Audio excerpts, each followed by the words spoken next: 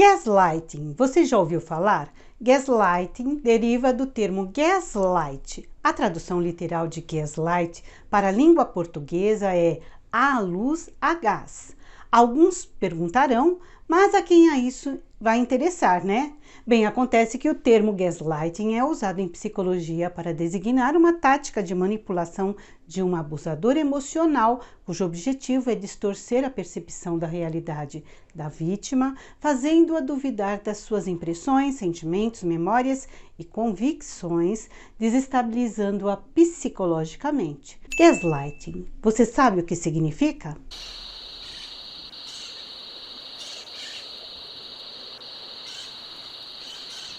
E aí, pessoal, tudo bem com vocês? Eu sou a Kátia Pessoa e você chegou ao canal Nave Vida. Sejam todos bem-vindos. E minha gente, não esqueçam o like, se inscrevam e participem dando a sua opinião sobre esse assunto. Você já ouviu falar sobre gaslighting?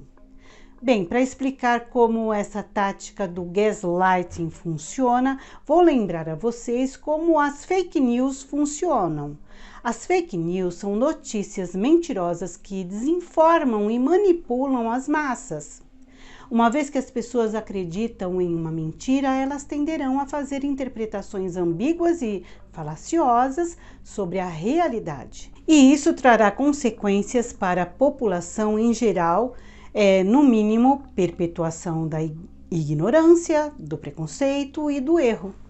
O gaslighting funciona como informações falsas, mas direcionadas ao controle e manipulação de uma única pessoa. O nome gaslight surgiu em primeira mão no cinema e foi utilizado figurativamente como título de um longa-metragem que retratava a sociedade londrina do final do século XIX, início do século XX. E esse enredo cinematográfico teve duas versões, a primeira em 1940, a segunda em 1944 e teve como atriz principal Ingrid Bergman. No Brasil, esse filme ficou conhecido como A Meia Luz. E como podemos notar, comparando com a licença poética da nossa língua portuguesa, o termo foi usado no filme com o sentido de mostrar um cenário de distorção, ilusão, difusão, confusão, nebulosidade e manipulação.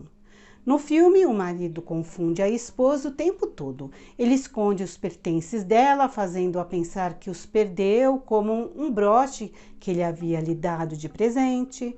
Noutra ocasião, a empregada avisou-lhe que ela havia recebido uma carta do primo, mas quando o marido pegou o maço de cartas, diz não haver carta alguma para ela e que certamente ela estaria imaginando coisas. Ele esconde o próprio relógio na bolsa dela e depois a acusa de tê-lo pego propositadamente ou inconscientemente, ou seja, ou ela é uma ladra ou é uma louca e cleptomaníaca.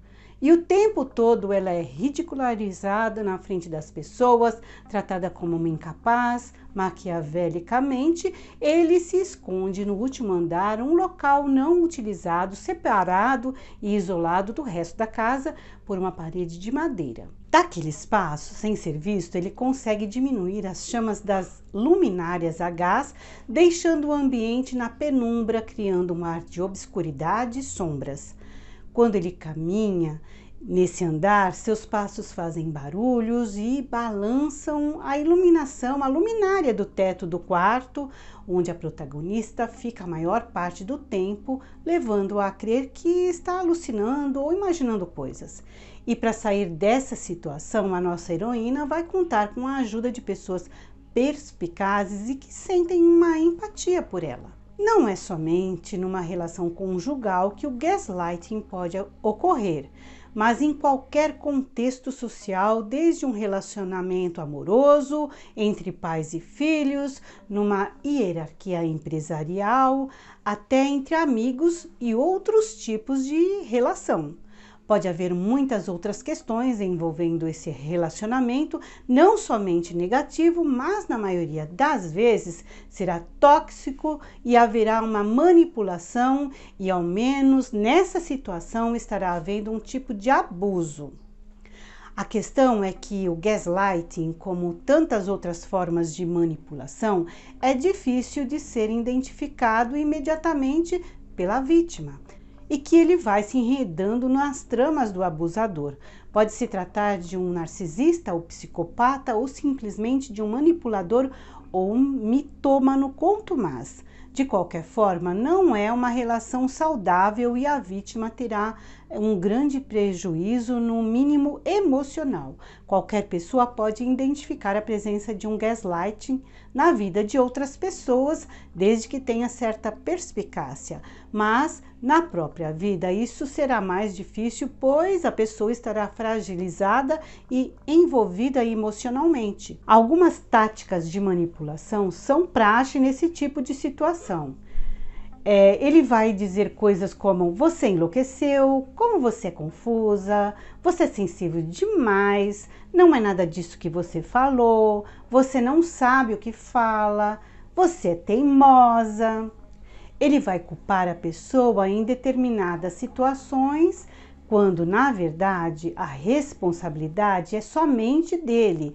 Uma característica importante de gaslighting é que ele é praticado em situações corriqueiras, quando a vítima está ocupada com a sua rotina. Não é necessário grandes conflitos, apenas o gaslighting quer desacreditar, desmerecer e desestabilizar a vítima. Mas, como já falei, não é tão simples identificar um gaslight quando o alvo somos nós mesmos. Por várias razões, a pessoa afetada não consegue compreender a gravidade desse tipo de manipulação psicológica. Existe um envolvimento emocional e afetivo que impede a vítima de perceber uma segunda intenção maldosa, ardilosa, maquiavélica por trás da imagem positiva que ela tem sobre o cônjuge ou sobre alguém que ela admira e ama. Enfim, ela não acredita que essa pessoa possa querer lhe fazer algum mal e, infelizmente, essa vítima só vai perceber que foi enganada, manipulada, quando passou por várias situações que a deixaram exposta, fragilizada, desacreditada frente a outras pessoas. E nesse momento, essa pessoa vai pensar: não, eu não sou essa pessoa que os outros estão achando que sou. E aí ela vai precisar de certa ajuda profissional para retomar as rédeas sobre a própria vida. Existem atitudes que denunciam um gaslighting. Primeiro, uma forma de evidenciar o gaslighting é perceber suas mentiras. Ele vai mentir ao construir a sua versão da realidade. Essas mentiras podem ter um propósito bem definido, provavelmente obter alguma vantagem, mas também podem ser apenas um hábito de mentir por mentir, apenas para desacreditar e desestabilizar a vítima. 2. Um gaslighting humilha suas vítimas com palavras e atitudes. Ela chama a pessoa de burra, incompetente, sem noção, insegura, louca, desmemoriada, sensível demais e etc. O problema é que a pessoa passa a acreditar nas palavras do seu agressor e se sente frágil, vulnerável e sem coragem para enfrentar a situação. 3. Faz chantagens emocionais. O gaslighting se vitimiza para sair ileso das saias justas, acusando a vítima de algo irreal. Ele ameaça terminar o relacionamento e expor algo negativo da pessoa, ou ao menos que ela acredita ser negativo. Ele barganha e pede favores pouco saudáveis, como algo custoso para a vítima e que ela aceita fazer em troca de obter algo que ela deseja ou precisa. Ele leva a vítima a se autopunir, fazendo-a acreditar que seus atos podem acarretar consequências graves para ela e para outras pessoas. Mas existe uma dificuldade real para a vítima identificar o gaslighting. Apesar disso tudo, o manipulador, de vez em quando, trata a sua vítima com certo carinho, por vezes faz questão de mostrar o quanto se importa com ela. Além de que, quando as coisas se complicam, ele passa a ser muito gentil e até compra presentes, né? Faz surpresas. Ele procura a reconciliação sempre, pois ele precisa perpetuar a situação abusiva e não terminar com um relacionamento com ela, né? Quando é um casal, trata-se do famigerado ciclo vicioso da violência doméstica. Quando essa situação envolve filhos, é muito triste. Ocorre que as crianças não são ouvidas e ainda suas palavras são distorcidas, causando grande frustração nelas. A pior forma dessa manipulação é quando um dos pais ou os dois mentem para os filhos sobre acontecimentos, mesmo quando as crianças percebem que não foi bem isso que aconteceu. Esse tipo de atitude gera muita insegurança nos filhos, que sentem raiva, medo e frustração. Esse trauma na criança afeta todas as áreas da sua vida e, quando crescem, se tornam adultos medrosos, desconfiados e inseguros diante da vida. E como já falei, o gaslighting não acontece somente numa relação familiar. Pode acontecer e se estender ao ambiente de trabalho, seja entre funcionários, chefes, colegas, professores e alunos, e etc., né? Como uma das características do gaslighting é mentir e distorcer a realidade, desacreditando a sua vítima, quando isso ocorre no ambiente de trabalho em que a pessoa se veja assediada, ela tem todo o direito de procurar ajuda. Se isso acontecer com você, relate tudo para os recursos humanos, fale com um amigo seu, de confiança, fale também com o superior dessa pessoa em questão, lute pelos seus direitos, mas lembre-se, esse tipo de atitude no ambiente de trabalho leva o profissional assediado a altos níveis de estresse e ao burnout. É possível que em determinado momento você se veja na iminência de uma demissão, a sua ou a dele, A questão é, se essa pessoa for inatingível, você terá que escolher entre ficar e lutar até quando não se sabe, ou procurar outro local onde você encontre um ambiente mais saudável.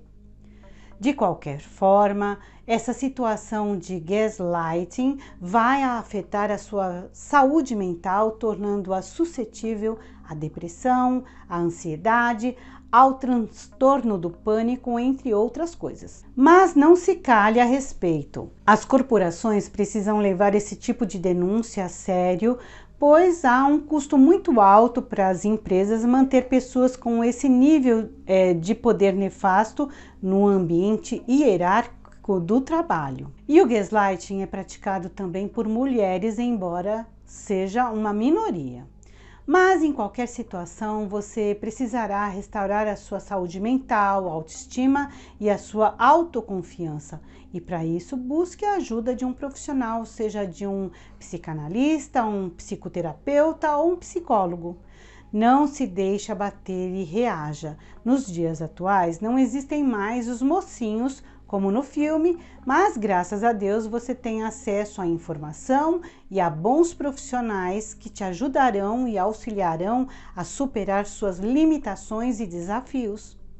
Então é isso, pessoal. Agradeço a todos pela presença e não esqueçam do like, tá? Se inscrevam se ainda não forem inscritos, tá bom? Partiu na Vivida e um beijo no seu coração. Mua!